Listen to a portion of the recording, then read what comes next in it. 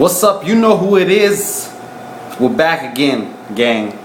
Here we go. I'm gonna go over the top 5 special occasions in America that are overrated. Number 1, Valentine's Day. You know it's overrated. Too many flowers, roses. You could do that any day of the week. Number 2, Columbus Day. Shouldn't even be a holiday. If you want to put that as a holiday, you should make Hitler a holiday. That's all I'm saying. Number 3, Black Friday. We all know corporations make money off it. Number 4, Christmas Day. Gift shopping after gift shopping after Thanksgiving.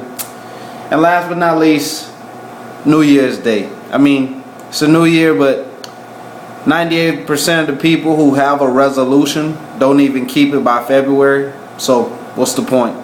So I wanted to give you all the top 5 special occasions, in my opinion, that are overrated in this country. Holla at your boy. You got any comments, suggestions, anything you want to leave? Alright.